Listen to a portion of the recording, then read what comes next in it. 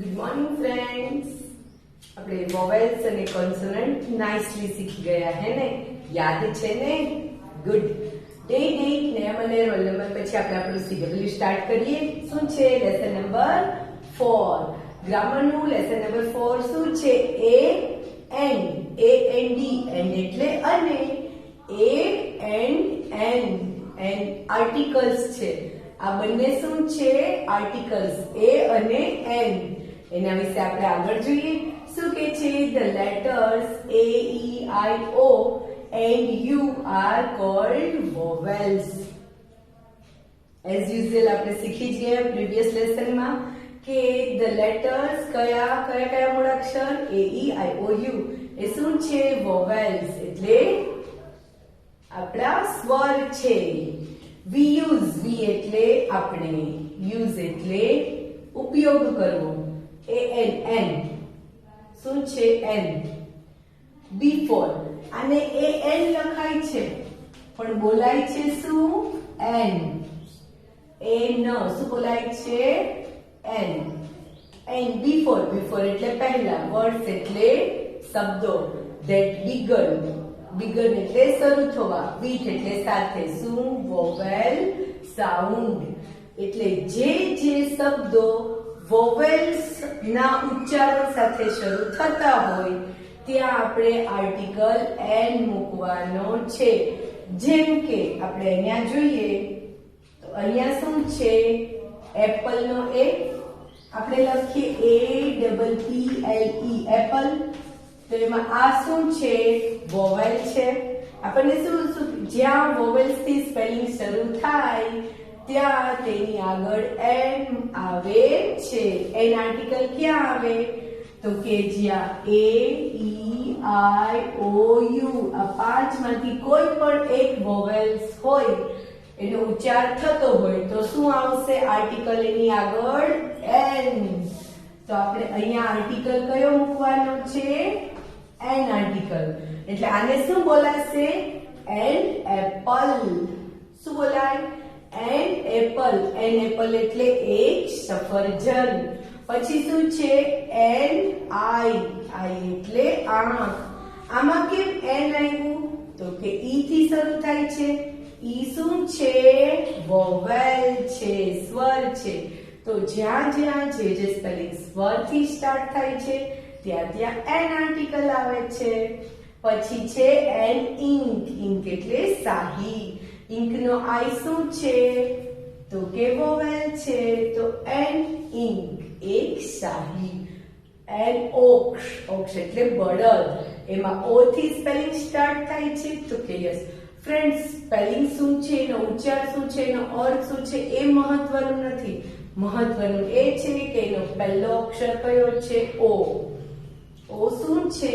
તો કે vowels છે. એટલે vowels થી શરૂ થાય છે એટલે આર્ટિકલ કયો આવશે? n. then umbrella માં u છે. u એ શું છે? આપણા vowels છે. જો vowels હોય તો આર્ટિકલ કયો લાગે? n article. એટલે જ્યાં a e i o u છે એ સ્પેલિંગ ની શરૂઆતમાં જો a e i o u હોય તો આર્ટિકલ કયો લાગે? n આર્ટિકલ લાગે છે. ખ્યાલ આવ્યો ફ્રેન્ડ્સ? હવે આગળ જોઈએ. we use આપણે ઉપયોગ કરીએ છીએ before એટલે પહેલા, words એટલે શબ્દો that begins with consonant sound. એટલે શું કે છે? જ્યાં કોન્સોનન્ટ થી સ્પેલિંગ શરૂ થાય ત્યાં તેની આગળ એ આર્ટિકલ આવે છે. જોઈએ કઈ રીતે. આ સ્પેલિંગ માં પહેલો અક્ષર કયો છે? લખું DOOL. ડોલ એટલે ઢીંગલી. તો એમાં ડી શું છે? સિમ્પલ કોન્સોનન્ટ છે ને. તો એમાં આર્ટિકલ શું આવશે? a. એવી જ રીતે જોઈએ ઝાડમાં જે કોન્સોનન્ટ છે તો કે યસ. તો આર્ટિકલ શું આવશે? Yes a. પછી કાઇટમાં કે કેવો છે?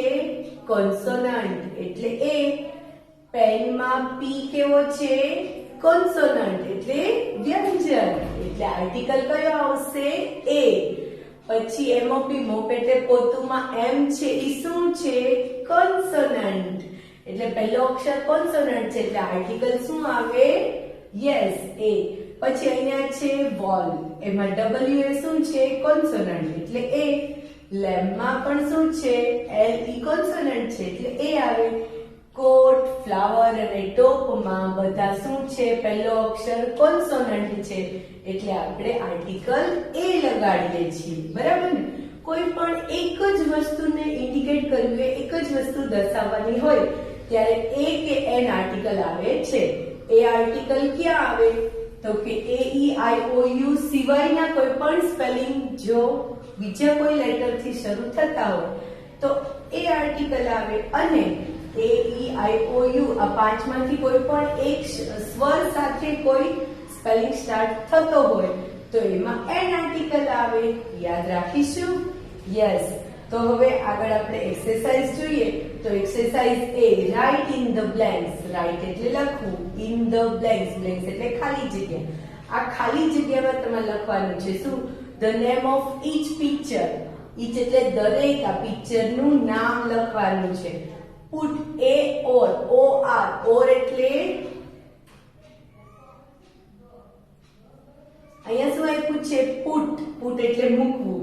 એ ઓર, ઓ આર, ઓર એટલે અથવા. તમારે એ અથવા એન આર્ટિકલ મૂકવાના છે. શું? એ અથવા, આને શું કહે? ઓ આર, ઓર એટલે અથવા. એ અથવા an article before each name એટલે દરેક નામની બિફોર એટલે પહેલા તમારે આર્ટિકલ મૂકવાના છે. તો આપણે જોઈએ તો આ શું છે? ઓરેન્જ છે. યસ. તો ઓરેન્જ નો પહેલો લેટર કયો છે? તો કે ઓ. તો ઓ ની આગળ કયો આર્ટિકલ્સ આવશે? An articles. કેમ? કેમ કે ઓ એ વોવેલ્સ છે ને ફ્રેન્ડ્સ? વોવેલ્સ. તો જોઈએ, આપણને ચિત્ર મસ્ત મજાનું ફ્રેશ ઓરેન્જ આપેલું છે. તો એનો સ્પેલિંગ આપણે પહેલા લખીશું. સ્પેલિંગ તમે ક્યાંથી લખી શકો છો ફ્રેન્ડ્સ? જો તમને નીચે બ્રેકેટ્સમાં આપેલા જ છે કોષ્ટકમાં, ઓકે? એમાંથી જોઈને ગોતીને તમારે અહીંયા સ્પેલિંગ લખવાનો છે. જો આ ઓરેન્જ છે તો ઓરેન્જ નો સ્પેલિંગ શું છે? O R A N G ઈ. તો O R A N G E, orange. તો ઓરેન્જ નો ઓ કેવો છે? કોન્સોનન્ટ કે વોવેલ? વોવેલ્સ. તો આર્ટિકલ શું આવશે? વોવેલ્સ હોય તો એન. એન ઓરેન્જ, એક નારંગી, બરાબર ને? પછી બીજું શું છે? પેરોટ. તો પેરોટ નો સ્પેલિંગ શું છે? તો કે પી એ પછી શું છે? Double R O T. તો પેરોટ નો પી શું છે? વોવેલ્સ કે કોન્સોનન્ટ? સ્વર છે કે વ્યંજન? સ્વર કયા કયા છે? એ ઈ આઈ ઓ યુ. તો આ કોન્સોનન્ટ છે ને? તો આર્ટિકલ કોન્સોનન્ટ થી કોઈ સ્પેલિંગ સ્ટાર્ટ થાય તો આર્ટિકલ શું આવે? એ આર્ટિકલ. અ પેરોટ, બરાબર ને? પછી કોણ છે? બ્લેક એન્ડ વ્હાઇટ સ્ટ્રીપ, કાળા અને ધોળા પટ્ટા વાળું કોણ છે? ઝીબ્રા. તો ઝીબ્રામાં ઝેડ ઈ પછી શું છે? બી આર એ, ઝીબ્રા. ઝીબ્રામાં ઝેડ છે એ શું છે? તો કે આપણો કોન્સોનન્ટ છે. તો આર્ટિકલ શું આવશે? એ આવશે, બરાબર ને? મસ્ત પ્લેન આવ્યું. એરોપ્લેન છે તો કે યસ, એરોપ્લેન નું સ્પેલિંગ શું છે? એ ઈ આર ઓ. તો શું છે? એ ઈ આર ઓ. પછી પી એલ એ, શું લખવાનું? પી એલ એ. પછી શું છે? તો કે એન ઈ. તો આપણે લખીએ એન ઈ. એરોપ્લેન. એરોપ્લેનમાં પહેલો અક્ષર શું છે? વોવેલ્સ છે. તો આર્ટિકલ શું લખીશું? An aeroplane. ખ્યાલ આવે છે ને ફ્રેન્ડ્સ? પછી આવે છે ઠંડો ઠંડો મીઠો મીઠો આઈસ્ક્રીમ. આઈસ એટલે આઈ સી ઈ અને ક્રીમ તો સી આર ઈ એ એમ. આઈસ્ક્રીમમાં આઈ શું છે? સ્પેલિંગ નો પહેલો જ અક્ષર જો શું છે તો કે એ ઈ આઈ ઓ યુ નો એક સ્વર છે. તો સ્વર હોય એટલે શું આવે? N ice cream. એન આઈસ્ક્રીમ, બરાબર ને? પછી શું છે? મસ્ત મસ્ત મીઠી સુગંધ વાળું રોઝ. તો R O S E rose. એમાં આર શું છે? કોન્સોનન્ટ. તો શું આવશે? Article a, a rose. શું આવશે? A rose. પછી શું છે? અમ્બ્રેલા. અમ્બ્રેલા નો સ્પેલિંગ શું છે? U M B R E. તો લખીએ યુ એમ બી આર ઈ. પછી શું છે? Double L A. Then double L A. અમ્બ્રેલામાં યુ કેવો છે? કોન્સોનન્ટ કે વોવેલ્સ? તો કે વોવેલ્સ. તો શું આવશે? An umbrella. ધેન આવે છે ગોટ. ગોટ નો સ્પેલિંગ શું છે? તો કે જી ઓ એ ટી. ગોટ છે. તો ગોટ નો જી શું છે? કોન્સોનન્ટ. તો કોન્સોનન્ટ હોય તો આર્ટિકલ કયો આવે? એ, અ ગોટ. બરાબર ને? પછી આપણે જોઈએ તો શું આવે છે આપણા માટે? બસ આપણું પૂરું થઈ ગયું ફ્રેન્ડ્સ. યસ, આપણે જોઈ લીધું ને, બધા આર્ટિકલ્સ લખી નાખ્યા. એરોપ્લેન લખ્યું, યસ.